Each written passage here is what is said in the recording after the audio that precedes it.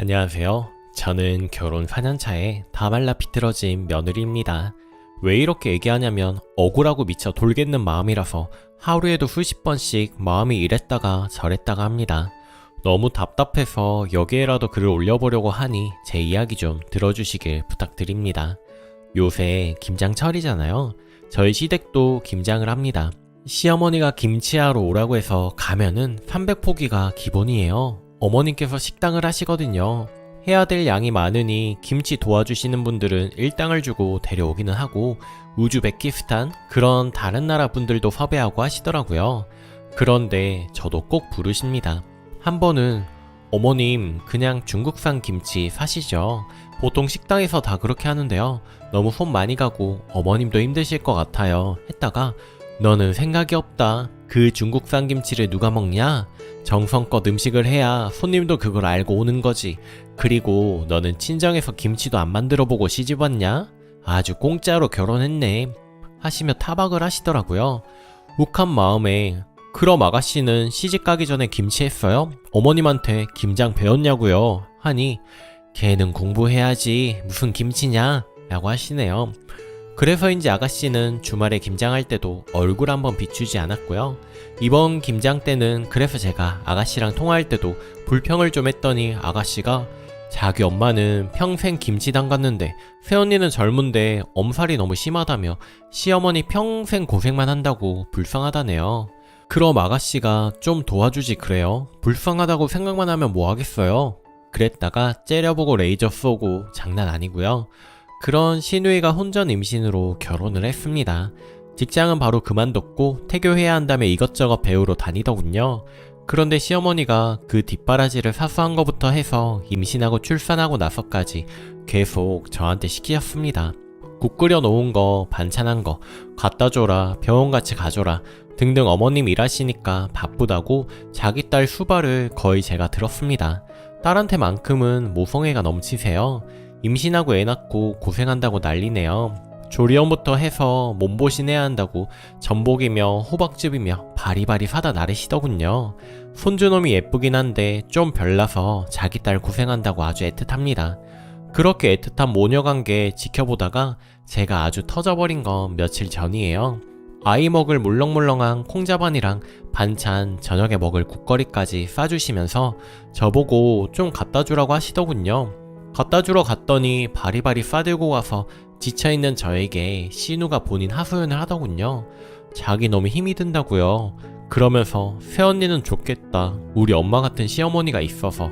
우리 시어머니도 우리 엄마 같았으면 좋겠다. 그러길래 네 엄마니까 너는 좋지라고 말하고 싶어서 목 끝까지 올라오는 거 참았습니다. 그리고는 말했습니다. 저번에 아가씨 시어머니가 우리 집에서 보내준 딸기랑 수제 딸기잼 맛있다고 하지 않았어요? 그거 한 번 더 보내드리려고 하는데 전화번호 알려주시면 제가 주소를 묻고 시간 확인해서 가져다 드릴게요. 가는 길일 것 같아서요. 그렇게 받아놓은 전화번호로 한참을 망설이다가 시누의 시어머니께 전화를 했습니다. 처음에는 딸기 아주 고맙다. 이런 것까지 안 챙겨줘도 되는데 아주 고맙다. 우리 아들이 장가를 잘 가서 이런 일도 있네 이러시며 밝게 전화 받으시다가 제가 어느 순간 갑자기 다짜고짜 울었습니다. 안 울려고 했는데 너무 울컥하더라고요. 당황하시더니 무슨 일 있냐고 해서 그동안 제가 시집살이 당한 거 아가씨가 나한테 했던 거 전화통 붙잡고 다 얘기를 했습니다. 제가 조리원 있을 때 저희 남편한테 시부모님 결혼 기념일이라고 여행 가자고 한 거랑 저한테는 몸 괜찮냐는 말 한마디 없으시면서 아가씨 조리 때는 그런저를 배달 셔틀까지 시키시고 내도로 김장 시키면서도 일 못한다고 타박하시고 김장 한번 하러 안 오면서도 늘 우리 엄마 같은 사람 없다는 아가씨 이야기까지. 그리고 아가씨도 시집살이 좀 시켜달라고 했습니다. 자기 엄마 같은 시어머니 원한다는데 제가 정말 미친 여자 같은 거 알겠는데 정말 죄송해요. 정말 죄송해요. 정말 죄송한데 저희 시어머니처럼만 우리 아가씨도 똑같이 해주세요. 하고 엉엉 막 울었습니다. 수화기 너머로 어두워진 목소리가 느껴지고 거의 40분 가까이 통화했는데 제 얘기 끝까지 다 들어주셨습니다. 그러고 죄송하다 하고 끊고 짐을 싸서 친정으로 왔습니다. 그날 저녁에 신랑이 어디냐고 연락이 와서 친정이라고 답장하고 연락을 무시하였습니다. 그리고 자고 일어나서 오후쯤에 전화가 몇십 통이 와 있었네요. 이혼하려고요. 그래도 속은 조금 후련합니다. 신우 시어머니께 신우가 아기 때문에 정신없다고 자기 집 방바닥 닦는 것도 나 시켰다고 일렀으니까요. 아가씨도 내가 겪은 거 10분의 1만큼이라도 느꼈으면 좋겠네요.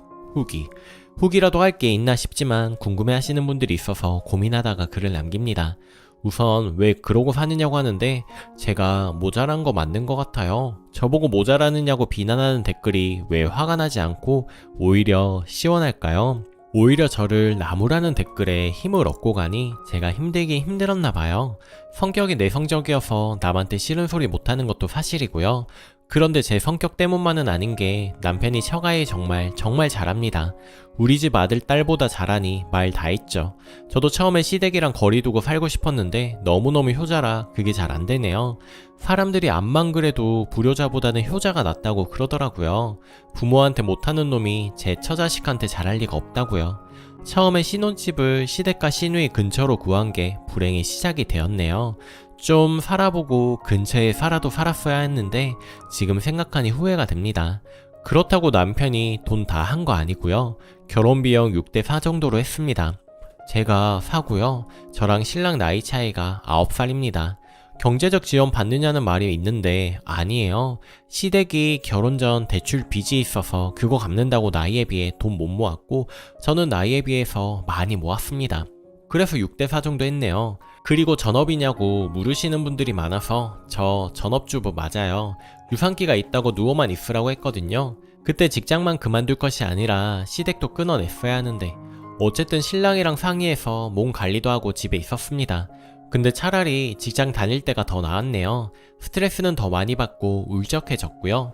남편이 나이는 많았지만 정말 다정다감하고 착한 사람이라 많은 나이 차이에도 불구하고 결혼을 했습니다.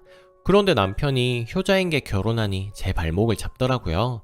제가 시댁 때문에 속상해하면 제 눈치를 보며 잘했고 평소에도 뭐든지 잘 도와줬습니다. 그래서 시댁에 불만이 있어도 남편한테 분풀이하고 참았던 것 같아요.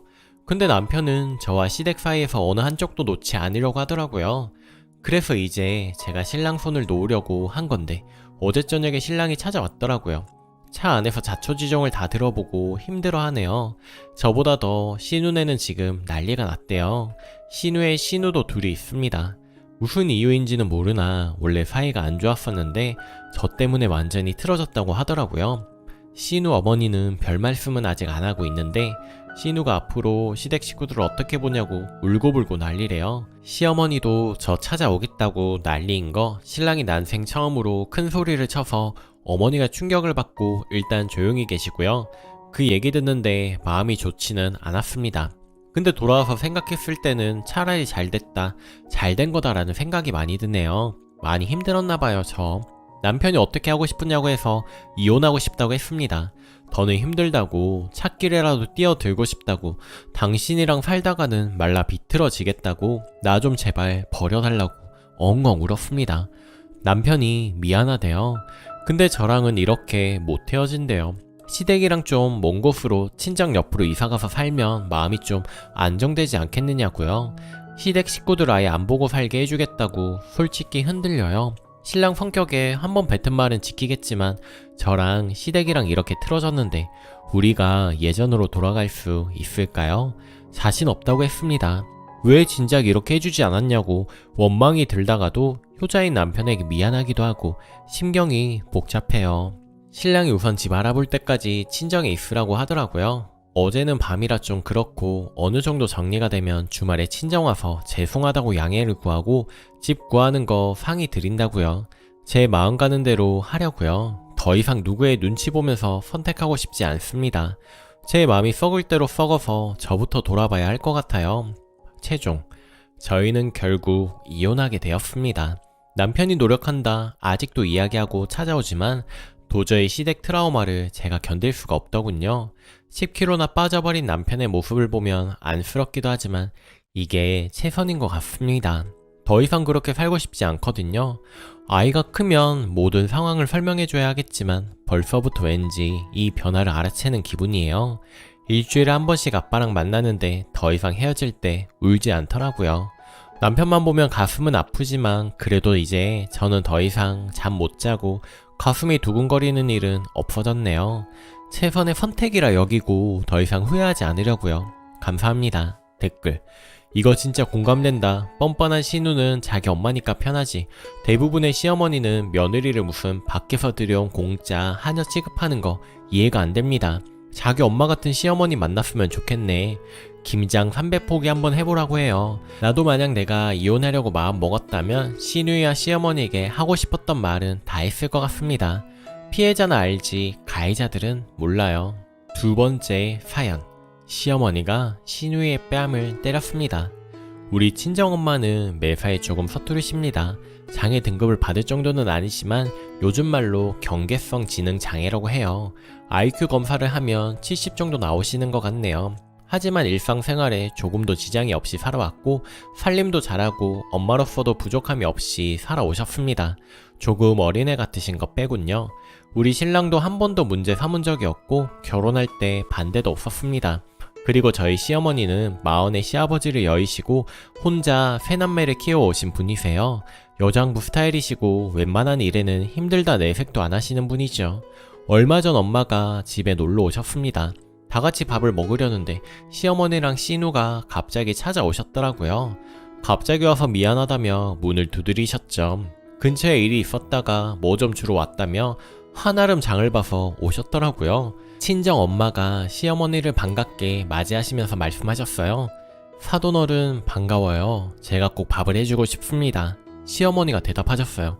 저야 감사하지요. 엄마가 찌개에 계란말이에 잡채 이것저것 해서 재빠르게 상을 차리셨어요. 요리에 있어서는 어느 누구보다 일가견이 있으셨기에 시어머니도 연신 맛있다며 잘 드셨습니다. 분위기도 좋고 두 어른이 말씀도 참 잘 나누셨습니다. 그러다 신우가 계란말이를 먹다가 달걀 껍질이 나온 모양이더라고요. 갑자기 악소리를 지르더군요. 아 이게 뭐야 달걀 껍질이잖아. 순간 저희 엄마가 미안해서 어쩔 줄 몰라 하셨죠.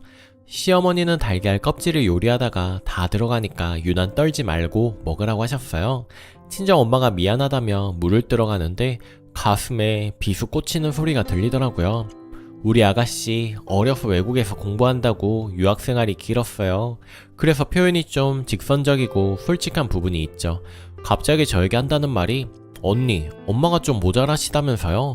근데 불 앞에서 칼로 뭐 자르고 요리해도 돼요? 위험하지 않나? 그 말을 듣고 망치로 한 대 머리를 맞은 것처럼 멍하고 엄마가 듣진 않았나 어떻게 대답을 해야 하나 이 자리에서 화를 내도 되나 만 가지의 생각이 스치더군요. 사실 엄마가 들었는지 안 들었는지는 모르겠습니다. 큰 소리로 한 건 아니지만 거리가 가까웠으니. 그런데 그 소리가 끝나자마자 시어머니가 아가씨 뺨을 후려치시더라고요. 내가 너를 이렇게 가르쳤냐? 너 당장 일어나! 하고는 아가씨를 일으켜 세우고선 우리 엄마한테 90도로 사과하라 하시며 당신이 더 미안해 하시더라고요. 사부인 죄송합니다. 제 딸이 이렇게 버릇이 없습니다. 제가 자식놈 교육을 더 시켰어야 하는데 제 불찰입니다. 용서해 주세요. 하시는데 너무 순식간에 일어난 일이라 저도 당황스럽더군요. 사실 엄마는 상황을 100% 이해 못하신 듯 하세요. 하시는 말씀이 사돈어른, 사돈 아가씨 왜 때리셨어요? 아가씨 괜찮아요? 하시더군요. 이럴 땐 엄마가 부족하신 게 다행이다 싶더라고요. 옆에 같이 밥 먹던 남편도 아가씨를 크게 나무라고 저를 다독여 주었죠. 대신 사과하겠다고 미안하다고. 그러고는 부랴부랴 시누이와 시어머니는 집으로 돌아가셨습니다. 그렇게 며칠이 흐르고 시어머니가 한 번 더 오셨어요. 아가씨를 데리고요.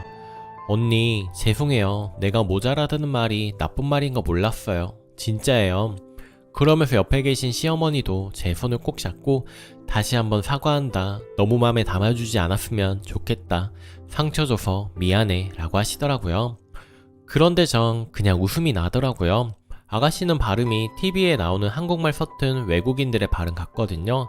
그냥 발음 가지고 웃음이 난 거 보면 저도 그날 이후로 맘에 담아두지 않았나 봐요. 어머님, 아가씨 사과해주셔서 제 맘 신경 써주셔서 감사해요. 마음은 잘 알겠습니다. 하고 그렇게 넘어갔네요. 시어머니는 친정어머니가 훌륭하게 며느리를 잘 키우셔서 내가 며느리 복이 많다며 연신 고맙다, 미안하다 이야기를 하셨네요.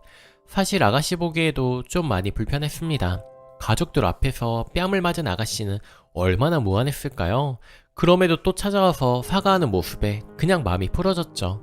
또 시어머니의 마음은 얼마나 아팠고 남편의 마음은 어땠을까? 그 상황이 어리둥절했던 우리 엄마는 또 어땠을까 싶더군요. 엄마는 저한테 전화를 해서 아가야, 왜 아가씨 시어머니가 때렸어? 하는데 응, 반찬 투정해서라고 하니 아가씨가 미국 살다 와서 그런 거야, 때리지 말라고 해 하시네요. 그 당시에는 마음이 아프고 속상한 마음도 컸는데 그래도 지금은 참 따뜻한 마음입니다. 언제나 인자한 시어머니, 귀여운 아가씨, 무조건 내 편인 남편에게 순수한 우리 엄마. 내일은 아가씨 때리고 나가 원피스라도 한 벌 사줘 볼까 싶어요. 이제 더 이상 미안해하지 말라고요. 제 이야기 들어주셔서 감사합니다. 댓글입니다. 개념 없이 남 생각하지 않고 본인 하고 싶은 말 곧이곧대로 하는 것들은 내가 좀 직선적이에요, 난 뒤끝 없어 라고 포장해서 표현 안 했으면 좋겠네요. 아니 그렇게 하더라도 그게 멋진 게 아니라 창피한 거라는 걸 알았으면 시누이 말에 마음 상했어도 시어머니가 저렇게 대신 화내주고 남편이 펄펄 뛰어주니까 그냥 넘어간 거지. 자기네 집 식구라고 감싸 안았어봐요. 2판 4판이지. 근데 저런 시어머니도 있구나. 정말 부럽네요.